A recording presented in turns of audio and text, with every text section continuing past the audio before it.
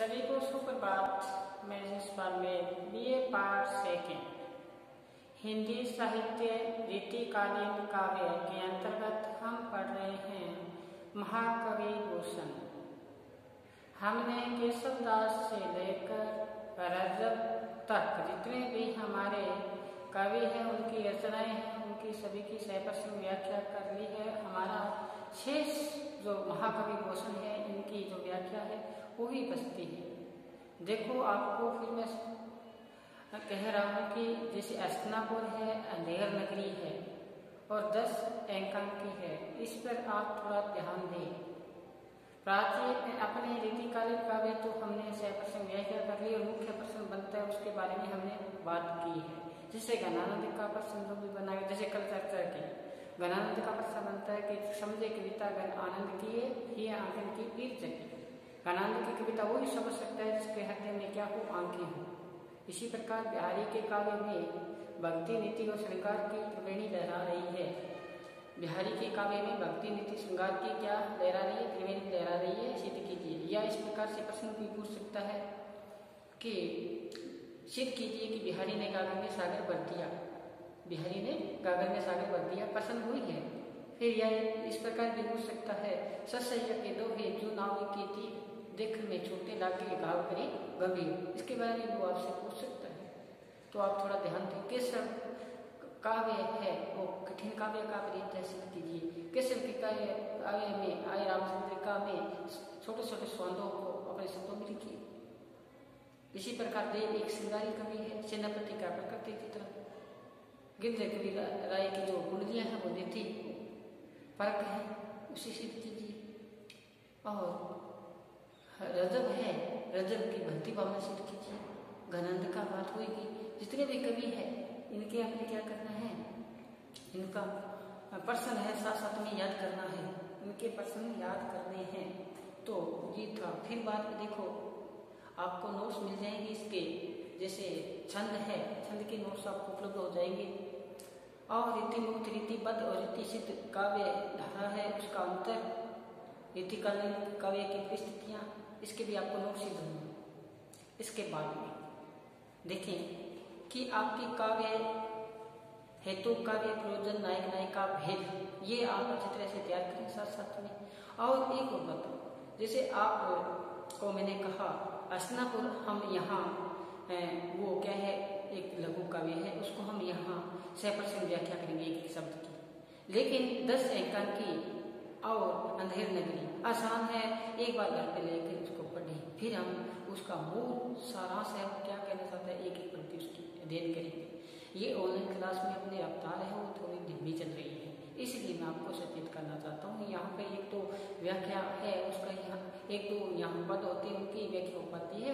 हमारा जो पाठ्यक्रम है इसलिए जो गति है वो धीरे होती है। लेकिन कहते ना, एक साधे सब सदे, सब साधे सब जाए, रहमन मूल सीबो फूल फले लगाए। हम एक कार्य करते हैं फिर दूसरा करते हैं, फिर आगे से आगे दूसरा करते हैं। ऐसा तो नहीं है तभी कि सभी कार्य को अपने कंधों पे उठा लिया, ऐसा नहीं है।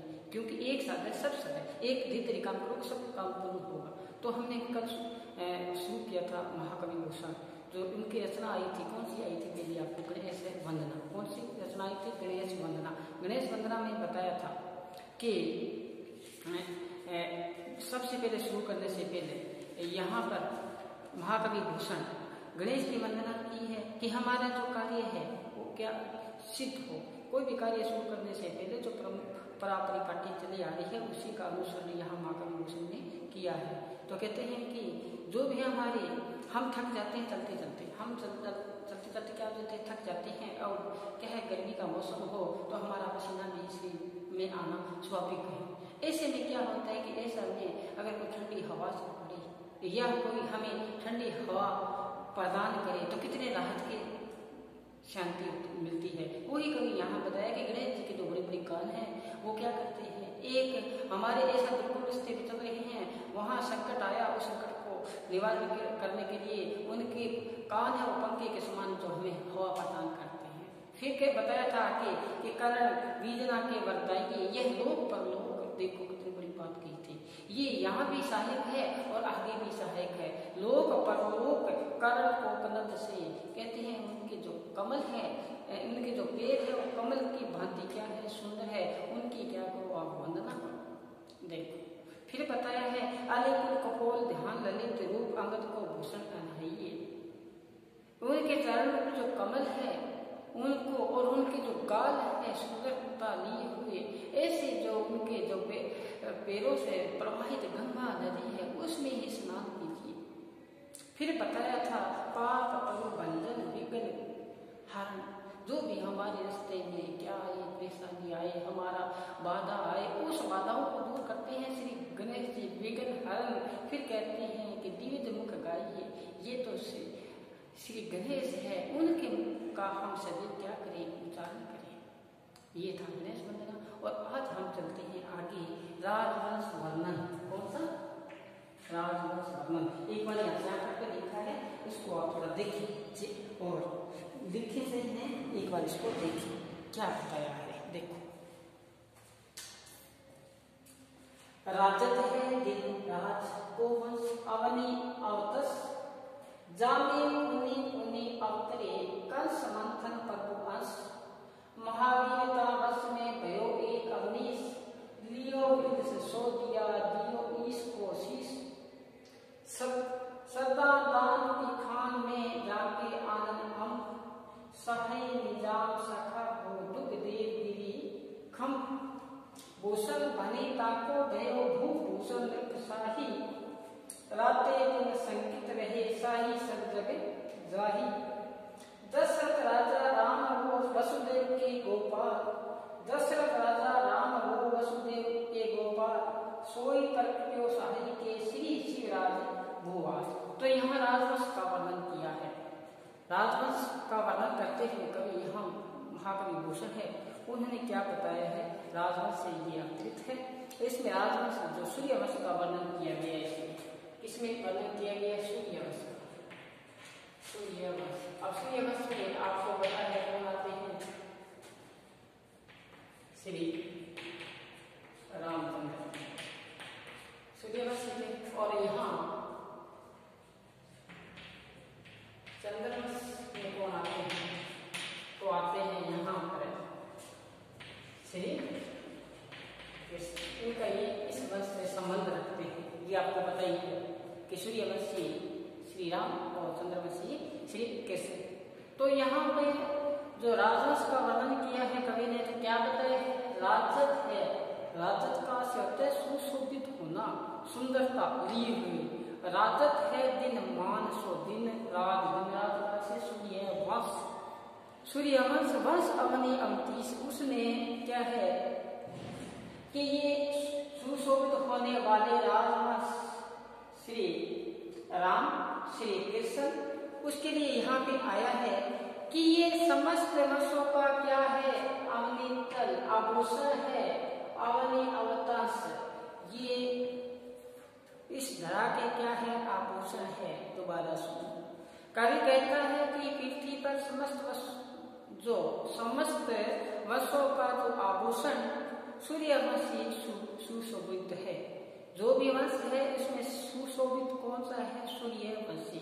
अब बताया है आगे, सूर्यवंश भक्तों का क्या किया है, उद्धार किया है। सूर्यवंश के वंश में जो भी राजा, सूर्यवंश में राजा आए हैं, उन्होंने क्या किया है, भक्तों का उद्धार किया है। भक्तों पे जब भी कष्ट आया है उन्होंने कष्टों का निवारण किया है। आपको पता है कि कंस को किसने मारा था, श्री कृष्ण ने मारा था, और रावण को श्री राम ने मारा था। यहाँ पे जो युगल रूप में दोनों को इकट्ठा मान के सूर्यवंश और चंद्रवंश श्री कृष्ण और श्री राम की स्तुति की गई है। वंश में बताया है कि वंश का रूप बार बार धारण करता है। विष्णु ही अपना रूप धारण करता है, चाहे श्री कृष्ण का हो चाहे श्री राम का हो। जब भी भक्तों पे क्या आता है, कष्ट आता है। वही बात बताई है, राजत है दिन राज अवनी अवतार स्वामी पुनि पुनि अवतरे। तब वो अवतार लेते हैं, कब लेते हैं, जब इस धरा पर कोई संकट आता है, भक्तों का उद्धार करने के लिए आता है। कंस ने कंस मंथन काल से यहाँ पर कंस ने अत्याचार किया तो श्री कृष्ण ने उनका क्या किया, वध किया। तो यही बात यहाँ पर है, कभी यहाँ राम और कृष्ण को एक ही मानकर, कवि ने यहाँ राम और कृष्ण को एक ही मानकर क्या किए, सूर्यवंशी का उल्लेख किए। दोनों को क्या माना है यहाँ पे, सूर्यवंशी, क्या माना है, सूर्यवंशी, सूर्यवंशी माना है दोनों को। किनको, राम और श्री कृष्ण को। दोबारा सुनो, क्या कवि बताता है कि समस्त जो वंश है उसका आभूषक कौन है, श्री राम है या सूर्यवंशी है, सूर्यवंशी है। और इन सूर्यवंशियों ने भक्तों का क्या किया, उद्धार किया है, अवतार लिया है। तो भक्तों का उद्धार करने के लिए किया है। श्री कृष्ण ने अवतार लिया तो कंस का क्या किया, वध किया। तो कृष्ण का भी नाम आया, राम का भी नाम आया। तो आपको पता है कि श्री राम है वो किस वंश से है, सूर्यवंश से, और कृष्ण किस वंश से है, तो चंद्रवंश से। दोनों को जोड़ दिया यहाँ, राम और कृष्ण के दोनों का वंश को एक मान के, यानी सूर्यवंशी का यहाँ पे उल्लेख किया है। इस कारण कृष्ण चंद्रवंश होते हुए उन्हें क्या बोला गया, यहाँ पर सूर्यवंशी बोला गया है। तो ये यहाँ पर अनुप्रास यामक अलंकार के माध्यम से कवि ने 2 पंक्तियों में राजवंश का वर्णन किया है। अब दूसरा देखो आगे क्या है। महावीर का वश में भयो एक अवनीश, लियो वर्ष संशोधिया दियो इस कोशिश। महावीर का वश में भयो एक अवनीश, लियो वृद्ध संशोधिया भयो इसको शीश, भयो इसको शीश। तो कवि ने यहाँ पे क्या बताया है, या संशोध्य जो राजवंश है, कौन सा वंश, संशोध्य राजवंश है, उसका नामकरण यहाँ पे किया है। संशोध्य राम जो राजवंश का उल्लेख किया है कवि ने बताया। कहते हैं ऐसे राजवंश बलशाली सूर्यवंश में एक राजा भी हुआ, एक बलशाली महावीर का आशय, महाबलशाली सूर्यवंश में एक ऐसा भी, क्या ऐसा भी बलवान राजा उत्पन्न हुआ है जिसने अपना शीश काटकर किसको दे दिया, शिव को दे दिया। महत्वपूर्ण है बात, सुनना ध्यान से, कि बताया कि सूर्यवंश में एक बलवान राजा हुआ है जिसने क्या किए हैं, अपने शीश काट कर किसको दिया, शिव को अर्पित कर दिया। इसलिए इस वंश का नाम क्या पड़ा, सिसोदिया, शीश प्लस दिया, शीश प्लस दिया पड़ा, यानी कि सिसोदिया पड़ा। सिसोदिया वंश के नाम पीछे पड़ने का महाकवि कुसुम कहते हैं कि इन्होंने एक राजा हुआ है, उसने अपने शीश को अर्पित कर दिया शिव को, इसलिए इस वंश का नामकरण सिसोदिया पड़ा। आई बात समझ में। महावीर का वंश में, इस वंश में एक महावीर यानी बलशाली राजा हुआ, भयो एक अवनीश, इस अवनीश का से सिद्धार्थ, उसने बढ़ाई ली है, वृद्ध का से उसने यश प्राप्त किया है शीश देकर, तियो इसको शीश, इसलिए इस वंश का नाम क्या पड़ा है, सिसोदिया वंश पड़ा है। अब चलिए आगे 3 नंबर में चले आगे। आगे क्या बताया है देखिए, यहाँ तो समझ में आया, आगे क्या बताया, आगे क्या कहते हैं, भूषण बाली ताको देव भूभूषण शाही ताको सॉरी सदा दान कृपान में जाके आनंद अम्ब सहाय निवास सखा बेवकुग देवगिरी खम्भ। सदा दान की खान में जाके आनंद अम्ब सहाय निवास सखा बेवकुग देवगिरी खम्भ, दुग देवगिरी खम्भ। तो कवि ने इसमें क्या बताया है, सदा दान कृपान में। अब इसमें कवि ने सूर्यवंशी राजा, इसमें सूर्यवंशी राजा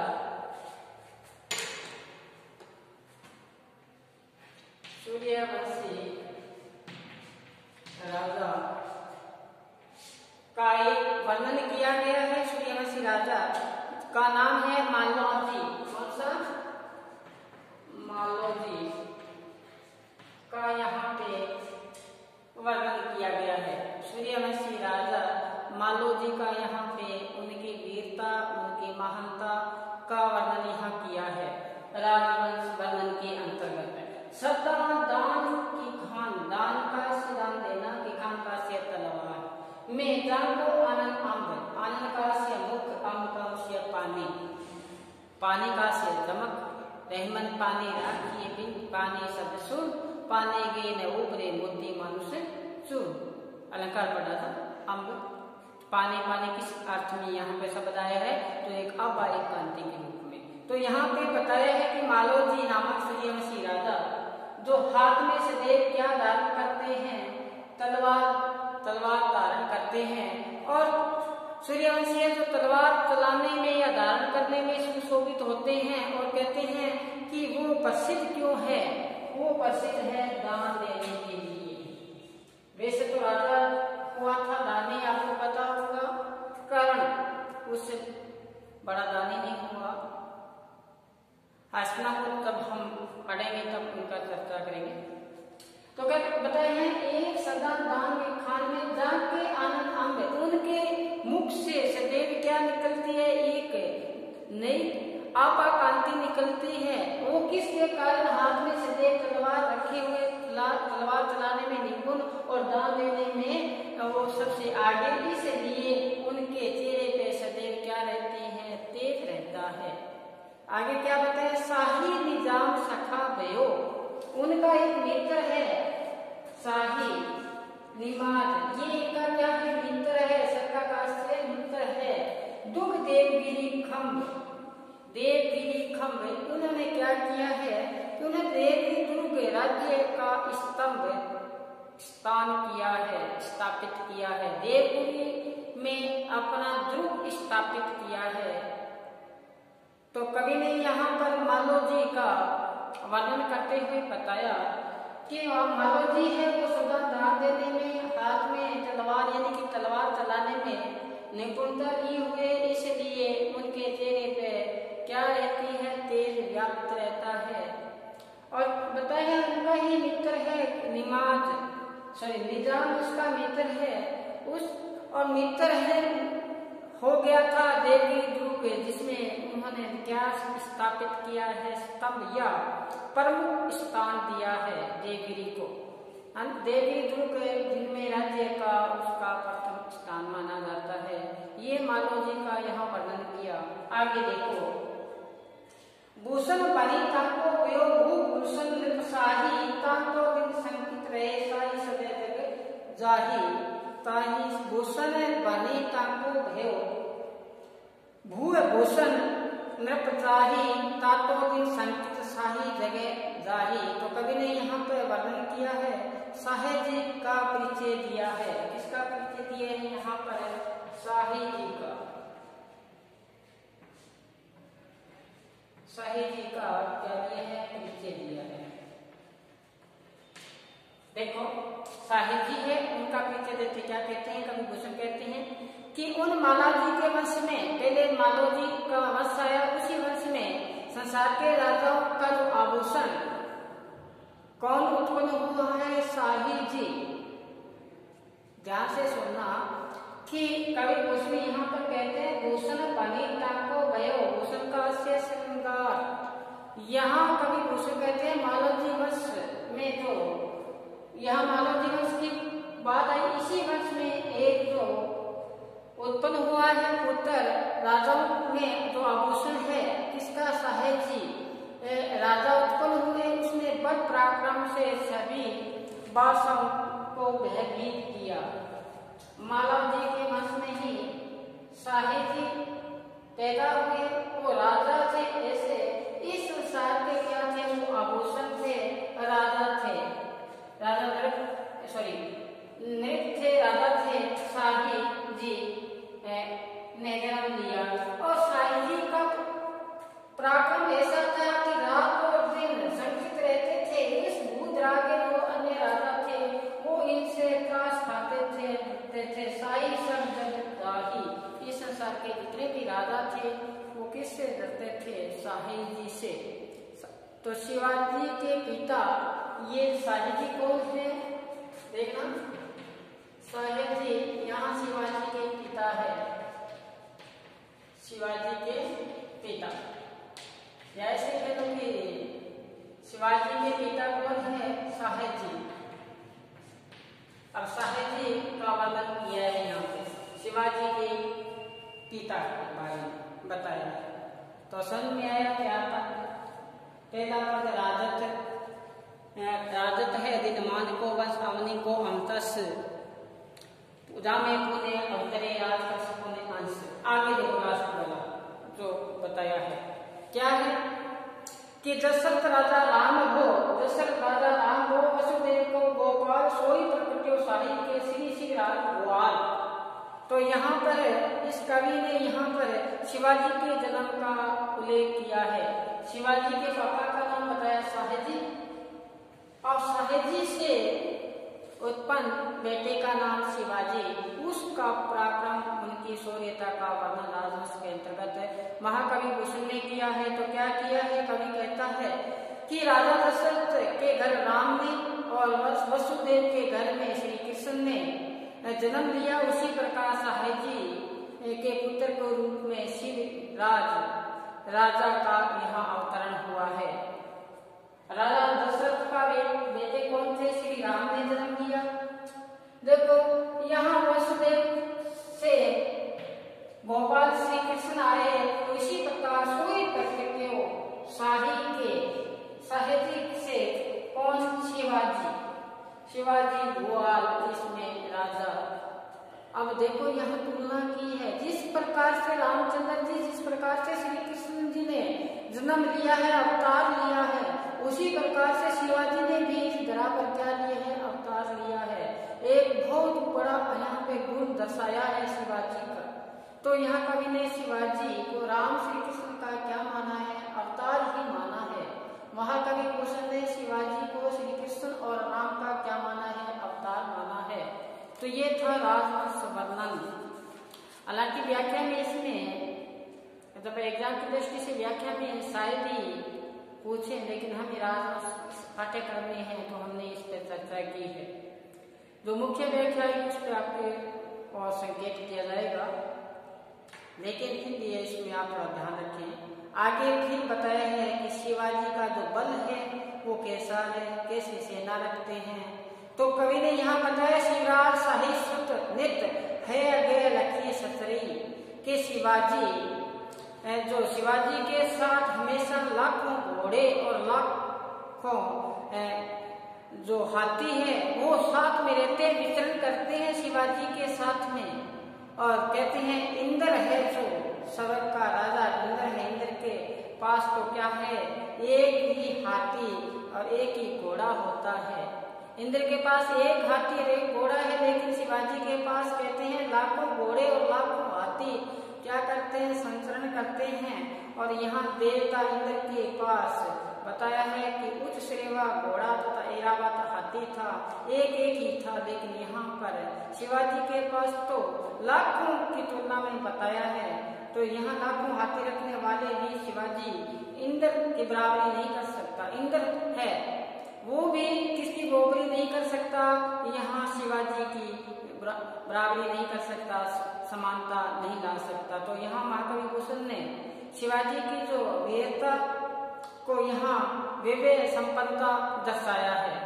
तो आज हम यही विराम देते हैं। आगामी वीडियो में फिर हम ये महाकवि भूषण की रचना शिवाजी के यशोगान करेंगे। तब तक आप तत्पर रहें, सुरक्षित रहें, पढ़ते रहें। धन्यवाद।